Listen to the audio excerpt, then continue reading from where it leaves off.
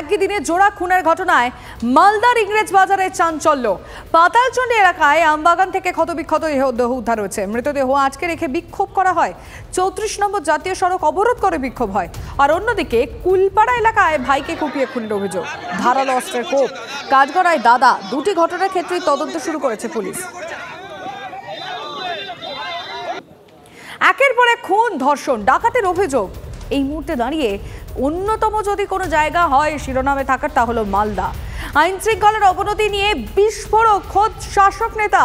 স্কুলে পাঠানো যাচ্ছে না শিশুদের, নির্বাচনী প্রচারে যেতেও ভয়। বিস্ফোরক তৃণমূলের জেলা সহ সভাপতি দুলাল সরকার। একবার শুনুন তার বক্তব্য। কয়েক মাস যাবৎ একটার পর একটা ঘটনা ঘটছে, মানুষ খুব উত্তেজক হয়ে পড়েছে মনে হচ্ছে, বা বিভিন্ন এবং না নিজেদের মধ্যে খুন খারাপিগুলো করছে, এবং তাতে কি হচ্ছে নাগরিকরা খুব আতঙ্কিত। এবং জিনিসটা বন্ধ না হলে মালদার একটা বদনাম, এবং মানুষ আর বাড়ির থেকে বেরানো বন্ধ হয়ে যাবে।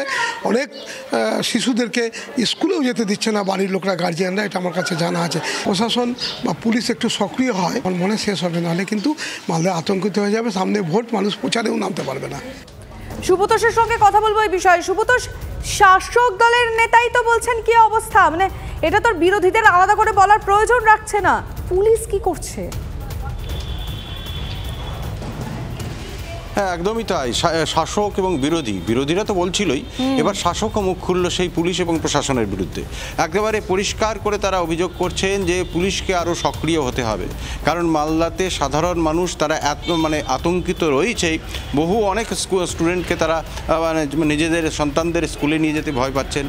সন্ধ্যের বা বিকেল সন্ধ্যের পরে বাড়ি থেকে বেরোচ্ছেন না খুব প্রয়োজন ছাড়া।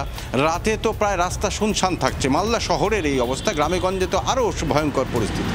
ফলে ক্রমশই বিগত যদি কয়েক মাসের মধ্যে এটা দেখা যায় একদম আমূল পরিবর্তন গোটা মালদা জেলাতে, এবং রীতিমতো পরপর একের পর এক ঘটনা ঘটছে।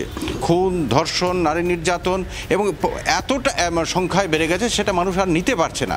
পাশাপাশি এই অবস্থা কিন্তু বাধ্য হচ্ছে স্বীকার করতে শাসক দল যারা রয়েছেন তাদের বিরুদ্ধে এর আগে অভিযোগ চলেছিল যে বিভিন্ন জায়গায় বিভিন্ন এলাকাতে মাফিয়া রাজ শুরু হয়ে গেছে। তারা এই এলাকার দাদাগিরি শুরু করতে, যেটা মালদা আগে সেই চিত্র কখনো দেখেনি, রাজনৈতিকভাবেও দেখেনি।